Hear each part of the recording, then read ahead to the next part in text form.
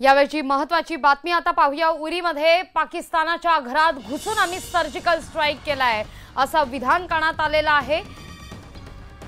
यावेळची महत्त्वाची बातमी आता पाहणार आहोत। कसारा घाटात गॅस टँकर उलटला आणि अपघात झालेला आहे।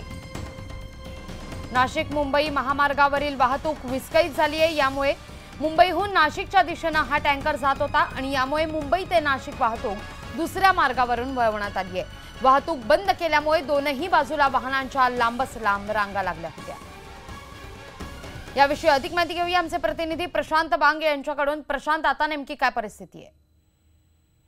रवी, दोन्ही बाजूंनी कसारा घाटाच्या दोन्ही बाजूंनी जवळपास 5 किलोमीटर अंतरापर्यंत वाहनं रोखण्यात आलेली आहे। आणखी जो रस्ता नाशिकहून मुंबईकडे जातो एकेरी मार्ग आहे। आपल्याला कसारा घाटामध्ये 2 मार्ग आहेत, एक मुंबईत येणारा आणखी एक नाशिकहून मुंबईला जाणारा। आता मुंबईत नाशिकला येणारी वाहतूक रोखली आहे, आणखी ती सुद्धा कसारा घाटाच्या अलीकडे खर्डीनंतर आपण जो बायपास नाशिकहून मुंबईकडे जातो त्याच मार्गाकडे वळवण्यात आलेली आहे। दोघेही वाहतूक त्या बाजूने आता सुरू जरी असली तरीही खबरदारीच्या उपाययोजना म्हणून दोन्ही बाजूनी जवळपास 5 किलोमीटरच्या रांगा वाहनांच्या लागलेल्या आहेत, रोखून ठेवण्यात आलेल्या आहेत। कारण जोपर्यंत या गॅस टँकरला सरळ केला जात नाही, अधिकारी त्या ठिकाणी पोहोचतायत। गॅस गळती जर का झाली तर त्याचे दुष्परिणाम खूप मोठे होऊ शकतात आणि त्याचा स्फोट सुद्धा होऊ शकतो। यामुळे खबरदारीची उपाययोजना या सगळ्या करण्यात येत आहे।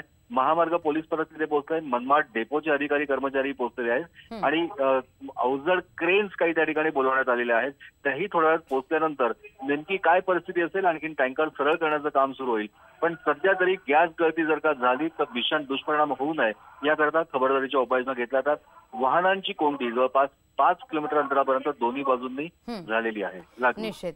निश्चित सगळ्यात महत्त्वाचं म्हणजे प्रशांत, ही परिस्थिती साधारणपणे कधीपर्यंत पूर्ववत होईल का अंदाज? साधारणतः 2 तास तरी ही परिस्थिती पूर्ण होण्यासाठी लागेल। कारण जोपर्यंत क्रेन, जे अवजड क्रेन त्या ठिकाणी बोलवले 80 फुटी, ते अजूनपर्यंत पोहोचले नाहीये। ते लवकर जर का पोहोचले, वाहनांची कोंडी झाल्यामुळे क्रेन पोहोचायला अडचण येते, पण ते जर का लवकर पोहोचले तर हे टँकर सरळ केले जाईल। साधारणतः 2 तास तरी ही परिस्थिती नियंत्रणात यायला लागेल। 2 तास तरी ही परिस्थिती नियंत्रणात येण्यास लागणार आहे। धन्यवाद प्रशांत, तुम्ही दिलेल्या कोणाचा सविस्तर बातमी करता।